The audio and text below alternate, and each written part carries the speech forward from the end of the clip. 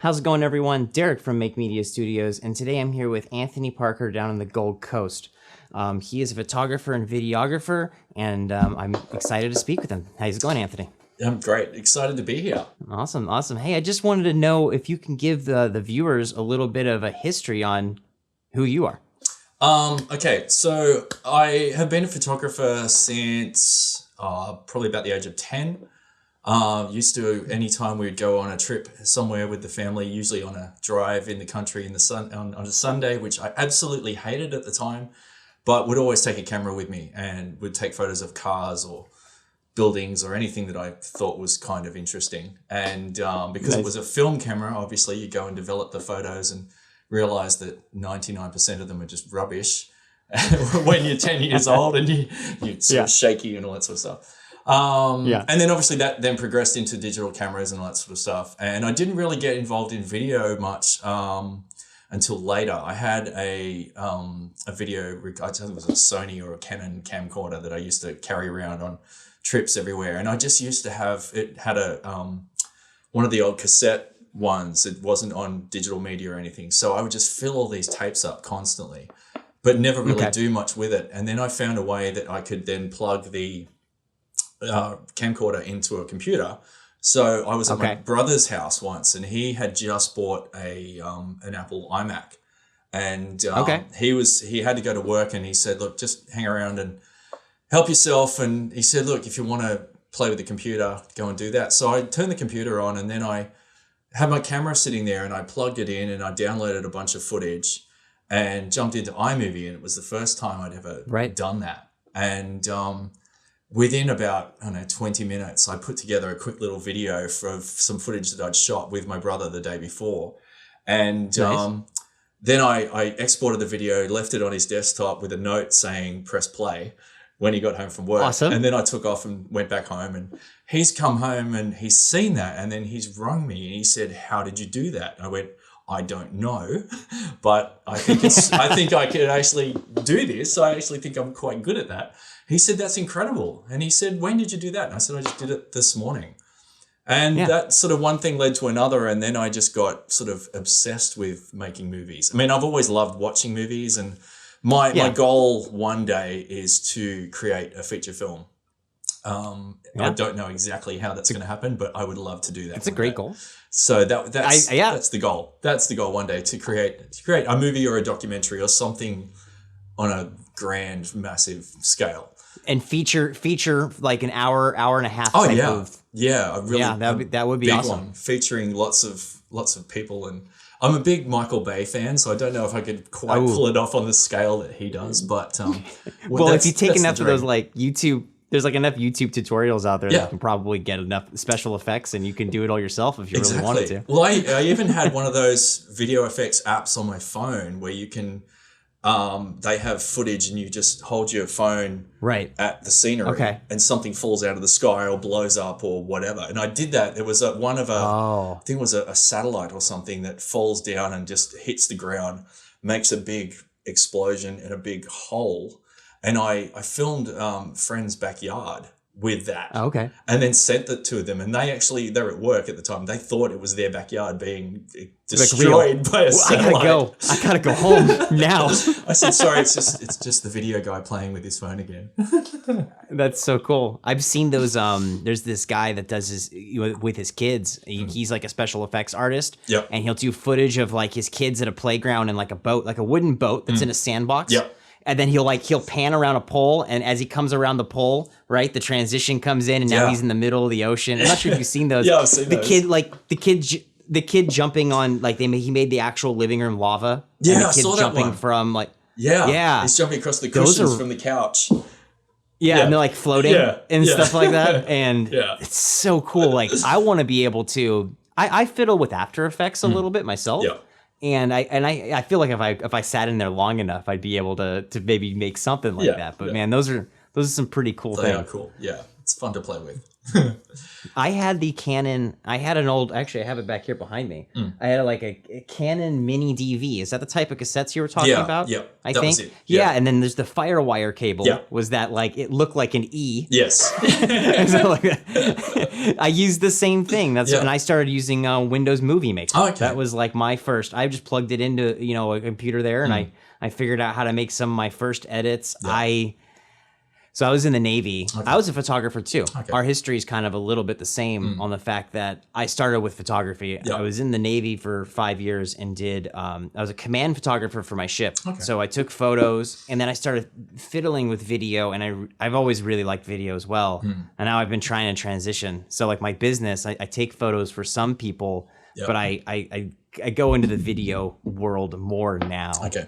But what are you doing any type of freelance work or anything like that video That's wise? mostly what I'm doing at the moment. It's mostly freelance. I just sort of. How is that down there in Australia? How's freelance? It's slowly picking up, obviously, with this whole pandemic thing and not being able to leave the house we were sort of not really able to go and do much for about 3 months.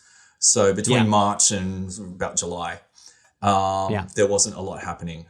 We still have a few issues with like crossing borders and stuff. Where I am in Queensland, we're close to the border with New South Wales, which is the next state. Okay. But we can only go south about 2 hours, I think it is. So that's about as far south as we could go without having to worry about quarantine issues and all that sort of stuff. So whereas people from New South Wales, your region, your New Queensland, Queensland. There's Queensland and then New South Wales. New South Wales is like have you heard of Sydney? Sydney's like the biggest sort of city in Australia. Well, that's sort of the central part of New South Wales. But we can't. Okay, they have different quarantines going on between the different regions. So people in New South Wales can come to Queensland and go anywhere. Okay, but we can only go to limited areas of New South Wales. Not that I want to go too far, but there are places where I'd love to. I'm also a motorcyclist, so there's amazing roads just down over the border that I love to ride on. And up until recently, I couldn't get to them. So now they've sort of extended where we can go. So I can go a little bit further now, which is good. So when are you going? When are you going? In about 2 weeks. 2 weeks. Awesome. Got it already planned. Yeah. So that's good. I only did some dirt bike riding myself, but so actually I was in the military and I went to Thailand. I went on a deployment, and right before deployment, I learned how to ride a dirt bike, and then we went to Thailand and they had the buggies, right? Yeah. Like they have a little cart they build on the side. Yeah. And I was with my buddy and I was a little overconfident, and the guy told me, and I went, my friend tried to drive the motorcycle and he stalled it, and I'd only rode a motorcycle once, and I was like, I got this. I'm in Thailand. Yeah. I get on it, I start driving. Yeah. I got first gear, second gear, I'm going, but I forgot where the brakes were, and like there was a stop sign and I just swerved through the intersection, and it was all bad. Yes. But no. Yeah, it can be very sort of heart stopping when you sort of, even me, I've been doing it now for 14 years. And there are still moments where if I'm out on a long ride and I have to just stop all of a sudden, or just come into a town and have to slow down, and I have to suddenly, particularly if it's cold, because you sort of, you don't sort of realize what you're doing sometimes. And when you can't literally put your feet on the ground because your legs are frozen because it's so cold and you can't move, and then you realize you have to put your foot down because you have to stop. Things like that can be a little bit hard. It's like, it's like you're all tight. Yeah, you see me like riding along, I'm like 2 or 3 kilometers before I have to stop, and I'm waving my arms and legs around just trying to get some blood flowing so that I can... to wake up. Yeah, so I can wake myself up. But yeah, you sort of forget little things like that. But yeah, it's good fun. I saw some of your photography, their motorcycle photography. Is that what's one of your favorite subjects to to take photos of? It used to be landscapes. And then I guess with the whole sort of pandemic thing and not going out much and getting a lot of footage done. And there's so many amazing landscape, or particularly sort of ocean landscape photographers here on the Gold Coast even. There's just so many of them, and I'm just in awe of what they do. And I kind of thought, well, I can go out and do the same thing, or I can just find something else. And obviously while I didn't go out much, I got good at macro photography, and the amount of things that are out there in the garden are just incredible. Just flowers and spiders and all sorts of amazing things that I learned to take photos of. So little things like that. But I do love cars and motorbikes, and motorbikes is my main sort of passion, I guess, other than music and videography and photography and all that sort of stuff. So any chance I get to either photograph my bike or other people's. And that's what I did on Sunday. I went out up into the hills and to a place where I've been before, and I know it's a sort of busy motorcycle road on a Sunday afternoon. Mm-hmm. And I was there for an hour and I took about 240 shots of these guys. Oh, wow. There was two guys that actually came up and down the hill 4 times for me. So that was great. So they got lots of nice photos of themselves. So, yeah. And then since then, a few of them that were out on the road have tracked me down via Instagram and Facebook. And so they've seen their photos and they said they can't wait to catch up again and find me somewhere out and about in the hills and get some more shots. So I've got a big flag coming that I've ordered with my business logo on it. So I'll drape that over the bike on the side of the road. Instagram. So here's my details. Just call me. You can buy my buy my photos. So that's great. So that's cool. That's cool. I like what I really like about shooting motorcycles or moving objects like that. And I mean, I'm going to sound basic when I say this, but like putting that shutter at like 1/80 and then just kind of moving with them. Yeah. And I just love it and getting that motion blur behind them and getting them nice and that's one of my favorite little things I learned later in photography. Yeah. Nice. One of the shots you took landscape wise that I thought was really cool was the beach one with the city behind it. Is that Queens? Where's that? What is that Gold Coast? Yeah, and all of those would be the Gold Coast. I'm just trying to remember which one that would be. Now we're gonna have to look it up and point it out to you. I saw this one on your page. Let me see. This guy. Here, I'll put it up on the screen for everyone to see, and then you'll be able to. Yeah, that one was taken. It's a place called the Spit here on the Gold Coast, and there's a big jetty that goes out over the water, and there's like pipes and stuff that run through the base of the jetty, and they pump all the sand out of parts of the ocean to stop the sand from drifting too far down and sort of clogging up the beaches, I guess. So they sort of keep the sand flowing where it should be instead of it going. Or if there are areas where they need more sand on the beach, they can pump it from there and then they send it down further and put it on the beach. Interesting. But anyway, so there's this big long jetty there, and I stood under the jetty, and then that looks down towards the buildings at Surfers Paradise, which is where all those buildings are. So I shot that with the I think it was the 55 to 250. And it's nothing like a 70 to 200 or any other L series Canon lens. It's just an EFS lens, but it's fantastic, and that's actually what I shot all the motorcycle footage with on the weekend. It's not the fastest lens, but it's got a good reach at 250 mil. Yeah. And it's fairly light, so it's nice and easy to just sort of chuck. Are you shooting that on like a full frame or APS-C? No, it's the APS-C. Got it. So you're getting even closer. Yeah. So it works out to be, I don't know, 300 and something or 400 mil or whatever. So that's amazing. Yeah. So that shot was that particular one. I think that was near the end of a 5-hour marathon shoot that I started in the dark that particular morning. I went out, did astrophotography. I was then down at the beach. I was all over the place. I went to about 4 or 5 different locations that particular morning. And I filled up like 3 memory cards full of photos, and I just went crazy. Well, especially if you're doing Astro. Yes. I mean, so I that's actually one of the places I really started getting into this transitioning from the military and getting out and getting my cameras. I went into astrophotography, star swirls, and that's actually kind of what the photo is behind me on the wall. Star swirls and Milky Way shots. Those were really fun to get. Have you done any Milky Way or anything? Yeah, well, there's a couple of mine on there. If you have a look, there's one of a lighthouse with the Milky Way coming up above it. I did see that. That's just down over the border, down in New South Wales at a place called Fingal Beach. And interestingly enough, and I always love telling this story, that lighthouse, which I didn't realize until last year, was built by my great-great-grandfather back in 1872. So he was the lighthouse keeper there in 1872, and he, along with others, helped build the lighthouse. My great-grandmother was born there in 1880 in the lighthouse. Okay.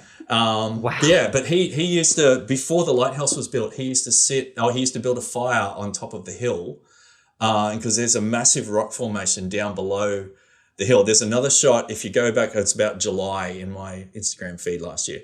There'll be another shot of me on the same night when I took the one with the Milky Way. There's another shot of me on the cliff pointing a torch up into the air.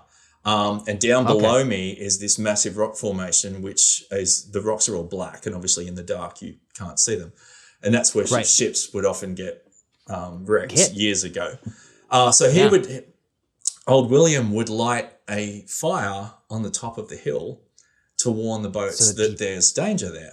And then sort of years later, and if there was a problem, he would get in his rowboat and row out into the ocean to help them, which is just, I can't really get my head around that. What that must have been like to get in a little tiny boat, and because it's quite rough there. It's quite sort of treacherous, and obviously over the years, lots of boats have wrecked there. So then they built the lighthouse, and sort of long story short, it's now a great place for astrophotography if you go at the right time of the year. And I've got some friends from Brisbane who are photographers that run astrophotography workshops, and I went and did one with them last year, which is when I took that shot. And I'm doing another one with them next week, just a little bit north of here at another area, which is great for astrophotos. So I'm hoping to get some good shots there as well. But yes, Are you going into your astrophotography season? Is it starting for you right now? It started in April or May. And it's sort of... Oh, that makes sense. Yeah. I'm sitting here thinking, I was thinking because northern and southern hemisphere, I'm like, we're opposite, but that wouldn't make any sense. It's all about the rotation of the sun. By late October, early November, it's sort of done for us. Oh, wow. It doesn't... I mean, there are times when you can possibly see the Milky Way, but you have to be up at ridiculous times of the night. Whereas sort of now it's up until around 9 o'clock at night. Right. It's in a nice, or it's not, I mean, you can see it at any time. It's right. It's about to go down. It's about to, and it's still in a good place where you can get the nice landscapes and include the stars as well. And that's sort of what a lot of people around here try to do. Well, that's definitely on my bucket list now, to go to Australia and shoot some astrophotography. I bet it's a whole different perspective on the Milky Way, being that you're in the southern hemisphere, vice the northern hemisphere. It's got to be really, really cool. Yeah. And you're taking these workshops with them. How long have they been doing those? About 5 years now. And both of them, they're both landscape photographers, but they also sort of love Astro as well. So then they just run these groups, and they'll get 8 to 10 people come along usually every 2 or 3 weeks at a bunch of different locations around sort of Brisbane and the Gold Coast and other areas like that. Obviously it's all out, so at least half an hour to an hour away from here, just to get rid of the light pollution. Yeah. Get it nice and dark. Yep. But it's amazing when you go to some of the places, like even where the lighthouse was, before I took that shot, it's amazing to stand there and actually see the Milky Way in the air. Yeah, with your naked eye. Before you even take the photo. Yeah. It's like with the naked eye, it's like it's right there. You don't even have to get photo pills out on your phone and match it up with the AR thing and look where it is. It's like, well, there it is there. Yep. It's like I can just frame my shot and off we go. So it's really cool. It's nice and photo dark. Pills, by the way, that's awesome that you said that, because I use the exact same one. I got photo pills. Yeah. It works great with that augmented reality, and you can frame your shot. Well, I had a guy here, he's a couple hours north of here, but he does a lot of Astro, and he even gets commissioned photos by people to get the Milky Way coming above their houses and things like that. He'll come to your house, and if some people may want to sell their house, and they can use that as a selling point, saying this is the kind of view we get. Instead of the nice sunset or something like that, they get a shot of the Milky Way coming above their house and things like that. I said to him, how do you know where it's going to be and when? And this was months ago. Yeah. And he said, there's this app called Photo Pills. And I was like, I looked at it, and it's funny, like you look at an app and it's like $15, and that's a bit expensive. Yeah. Right. Normally it's $1 or it's free. And I looked and I thought, okay, I'll get it anyway. But just the amount of times it's helped me, it's just been invaluable. So, and just even to go forward to a particular day in the future and put in the coordinates of where you're going to be, and just to see exactly where the sun and the moon and everything is just amazing. So and that's on Photo Pills. You can put in like on a Google map, you can find a location and sit there and actually you can move it around to find the location, and then it'll show you on that day Well, not just street view. It's still a top down view. Oh, okay, but it shows a pin of where you are, and it has where the moon will be going, where the sun is going from sunset, sunrise, and all that sort of stuff. And it has all those elements in there, so you can see. It doesn't necessarily put the Milky Way in, but I'm not sure if you've heard of Sun Surveyor. I'll have to send you the app link information. But in that one, I love photo pills, and it's really great, and I would definitely use that first. But the other one's kind of interesting about Sun Surveyor is for that same Milky Way thing, you can put in a Google map, you can do a live street view, and then you can, if there's a street view available there, you can drop a pin, and then it will actually show you the Milky Way. Oh, wow. And that's kind of cool, too, if you want to go, like, find a road. So I've always wanted to do, like, a road shot with, Milky Way at the end. But nice. Anyways, that's a really cool one that you guys should check out. Have to, definitely. Sounds great. Awesome. Freelance wise, how are you? We were talking about that the COVID kind of slowing that down there. How's business for like video work out there? So like just for like someone maybe's watching and from Australia that's interested in being a videographer out there, what is it like for them, or what can you give them some advice? There's a lot of video production places here on the Gold Coast that are doing some amazing work. Most of them do everything from weddings to corporate advertising and things like that. I mean, I've sort of seen quite a few amazing clips of some of them, and there's a lot of big expensive houses here on the Gold Coast, people with Ferraris and Lamborghinis and all sorts of beautiful toys like that. And there was one guy I met recently, and the first video I saw on his company's page was a Ducati motorcycle, the same or similar to mine, and a Lamborghini in the shot. And I just said to him, I said, I have to come and work for you if that's what you get to do every day. To go that's and amazing supercars and amazing Italian motorcycles. Can I come and work with you, please? I don't care. I like change batteries for you. I'll do anything. Just let me come and just be on set with you, please. I just want to hold your memory card. Like I'll just take the memory card, I'll hold it, and here it is. I don't know, just leave me in the car. Just let me look out the window and give me some snacks every now and then. Just let me be on set when you do cool stuff like that. So there's a lot of people doing things like that. And there's just so many amazing people here. And I often sort of think, well, they're doing all this really cool stuff, but there's still plenty of other people that need videos for their small businesses or for Facebook advertising and all that sort of stuff. So there's plenty of opportunities. And I've sort of, most of the work that I've got recently has just been by word of mouth. And sort of people I know on Facebook, and so says, right, well, here's a job that someone needs.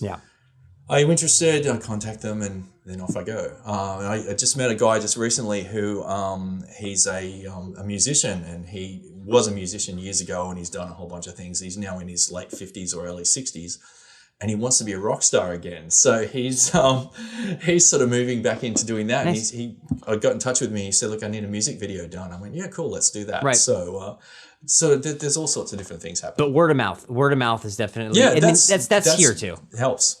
Yeah. I think it's all about who you know. It's networking. It's, like I knew someone that was in a marketing department. Actually, quick side story on this. You were just talking about being on set with the fancy cars.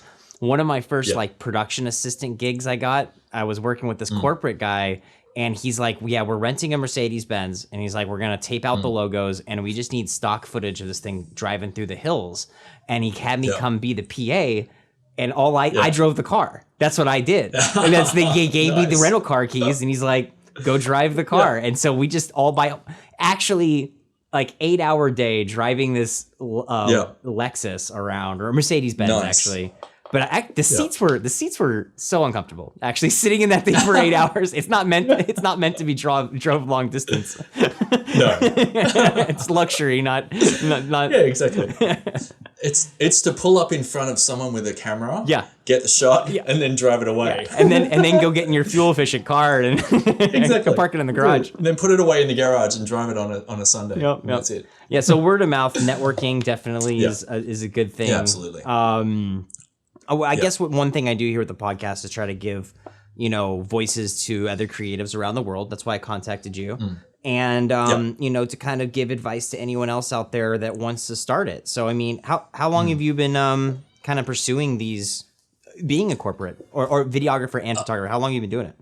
I've sort of been doing it on and off for, I don't know, the last 10 years, but in the last probably 14 months, this has been my full-time sort of thing that I'm trying to get up and running. So, really pushing it as much as I can now. And obviously the few little hiccups with global pandemic and all that sort of stuff, throwing a spanner in the works around the place. But, it's amazing sort of what you can sort of do. And then I during that time, I thought, well, I've always wanted to do more on YouTube. So I have like 3 YouTube channels and I don't really sort of do much with any of them. So I need to start doing that as well. So I mean, I've done some tutorial things and stuff over the time, and I've done lots of different things on YouTube, and I just need to pick something that I want to continue with. It's hard. It's just do that. Yeah. Yeah, it's difficult. So I mean, I do have this one idea which I'm sort of going to be working on, and obviously every photographer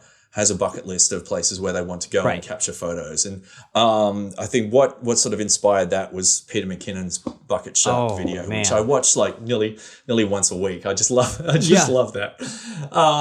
But I wanted to sort of create a series basically about the bucket list photo places that I have. And use my motorcycle to get there, because there's plenty of them that aren't sort of too far away here in Australia. And I would sort of do an episode where I would do the full sort of planning of where I'm going, how I'm going to get there, where the photo is, and then document the whole process of getting to that location and capturing that shot. And that's kind of back to your whole documentary style videography that you were interested in. That works. Exactly. You can kind of get the whole experience. I love like that same Peter McKinnon style where he's the voiceover and he's kind of telling a story. You know, he tells stories so great, and he's just going over the story, yet you're seeing the whole process of getting to the moment, taking the photo. Yeah, and that'd be really cool. I'd be really interested in seeing that. Yeah, so that's the first thing for this, or hoping to start this month. If not this month, it'll be definitely next month. So I've got 3 or 4 locations that aren't too far away. So I'm going to get on the bike and go and create some stories. Well, I will update the link in the bio for this video. If you come to see this after he makes these, the link will be down there for him. Absolutely. No, well, thank you for talking with me today. I just want to, You're welcome. So what's funny is I got some Vegemite. All right. So this is, I think we're getting to the Vegemite time here. Yes. One of my last podcast guests was from the Gold Coast and he brought up Vegemite. I've also talked to other people from Australia and Vegemite is a big thing. And so I bought some. We got some right here, and I'm told to try it with just a spoon. Or should I do it with the bread? You can. Do it with some bread first. Do it with some bread first. Okay. Quick time out. All right, I'm gonna get some bread. Yeah. Hold on. All right. All right, here we go. Okay, cut back in here. Okay, so we got the bread. We got Vegemite. Yeah. I heard it's real salty. I love salty things. It is. So that's gonna be very salty. All right. Do you have any butter on the bread, or is it just dry? I have it dry bread. Should I put some butter on it? Yeah, definitely. A little bit of butter. It's better with just put toasted and a little bit of butter. Yeah, or just without toasting it, whatever you prefer. All right, I'll get a little bit of butter. Definitely put some butter on. Okay, 1 second. Otherwise, it's a bit hard to get down. All right, I got a little bit of butter. Oh, good. All right, so we're gonna try this right here. All right, we got Vegemite. Here we go. We got a little bit of butter. How much Vegemite? Well, how am I supposed to put this on here? Talk me through this. I'm the worst person to recommend how much Vegemite, because I eat lots and lots of it. I'm like sort of addicted to it. So just based off of the smell, I wanna go towards. Have you ever heard of Maggi? It's like a seasoning. Like a yes, yeah. In a way, I mean, I don't know. I heard that's really salty. I don't know if I'm anywhere near the right taste with that. Are we thinking like? Oh yeah. Yeah. Okay. Here we go. We're gonna put this on here. Yeah. Oh, this bread is falling apart on me. That means it's fresh. It's not too hard. All right, we're going for this. Yeah. Just slap it on there. Yeah, All right. Live from California with Australia. Here we go. Vegemite. Here we go. Yeah. That's good. Oh yeah. Yeah. It's salty. I know. Yeah. Yeah. It's good. It's salty. Woo. Yes. Mm-hmm. It is. That's not that bad. So that's like a... Well, that's great. That's good because most people that try it for the first time are like, that's disgusting. No, I don't have a problem with it. I think it's because I like the salty stuff. Yeah, it's strong. It's helps. definitely strong though. Yeah. Yeah. So what awesome. Is this just like is this like just why is it such a big thing in Australia? What's up with Vegemite? I don't know. I mean it's just something that obviously eaten it since I was very little. I think most of the time through school I would take Vegemite sandwiches to school to eat every day. So I've just been eating it for I'm 47 now, so I've been eating it for 47 years. Well, so I just love it. I'm really glad that I was able to do that with you here on the podcast. Awesome. Great. I love watching people's reactions. Oh yeah, no, that was great. I wasn't bad at all. It's awesome. It's not exactly like Maggie like I thought it was gonna be. It's got the salty taste to it, but it's got its own flavor to it. It's interesting. Yeah, and because it's made from yeast, and the byproduct of obviously making beer is the yeast that they don't use when they make beer. And so the breweries here there's one of the breweries here on the Gold Coast that makes beer for the whole country. Okay. Their leftover yeast after the beer production gets sent to the Vegemite factory. Okay. To be used to create Vegemite. Nice. So they use all this yeast that comes from it. And it's funny because you go to a brewery and I smell that and I'm like, oh, that smells like Vegemite. Yeah. And so I love that. Awesome. Is there any last minute advice for anyone out there that I can, that you can give what you as a creative person in the world? You want to throw anything out there for them? Just go and do it. Okay. If you want to go and do it, just go and do it. There's been so many times in my life where I've sort of thought, oh, should I do that or should I? No, I just go and do it. As well as not sure whether I mentioned as well as photographer, videographer. I'm also an author. Oh wow. I wrote some books as well, which I have some copies of over on the shelf there. Nice. What type of writing? Have you obviously heard of Buffy the Vampire Slayer?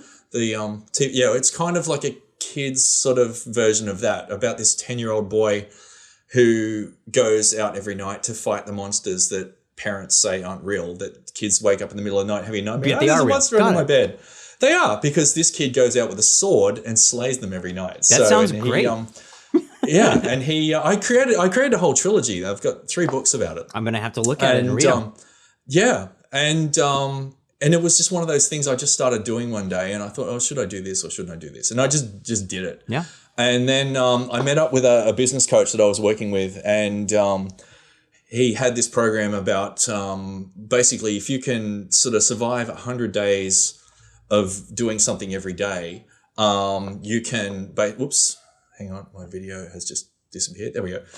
If you can survive 100 days of doing something over and over again, you can just sort of keep going with it. Right. So what I did was I'd spent, I think, a year writing the first book, and I'd written 2 chapters or 2.5 chapters. And then over that 100-day period, I just got focused on doing the writing, and that was my goal. And in 71 days, I had the whole book written. Wow. And ready to publish. So and then sort of that then snowballed into the second one, and then the third one, and then I'm working on a 4th one, which is sort of like an origin story for one of the characters from the second book. But it's just one of those things that I never really knew I could do it until I just did it. Right. And I've always loved writing, and like everything else I do, and I just went in and do it. So if there's someone out there that has something they love to do, whether it's taking photos or painting or making movies, just go and do it. Yeah. Just do it. And that's the best advice I can give. Just get up and go and do it. I agree with that completely. I mean, that's the thing, is you only live life once. So that's always been my motto. I never wanted to live without regret or any regrets. I just wanted to do things. If something is interested in me, I wanted to do it. I got this job out of the Navy where I was in electronics, like an engineer, and I was making films with my friends on the weekends, and I started to realize that I wasn't happy Monday through Friday, but on Saturday and Sunday I was like, this is great, So I had to change myself and just decide to do something that made me happy, and just do it. So I think that's amazing advice, and I think that'll help a lot of people out. Good. Anthony, thank you very much for coming on the podcast today. Thank you so much. It was really great to have Vegemite with you. Oh, I should have had you have some with me. We could have Vegemited snacked right now. Next time. All right. Well, everyone, this has been another podcast from Make Media Studios. Anthony's information is going to be down below. You can follow him and check out his stuff. Everything from his book. We should be able to get a link for that to some people, hopefully. Yeah, it's available on Amazon. So yeah. I'm going to be picking up a copy myself. And thank you very much for being here today. Thank you so much, Derek. It's been awesome. It's been awesome. All right. And we are Make Media Studios, and we are out.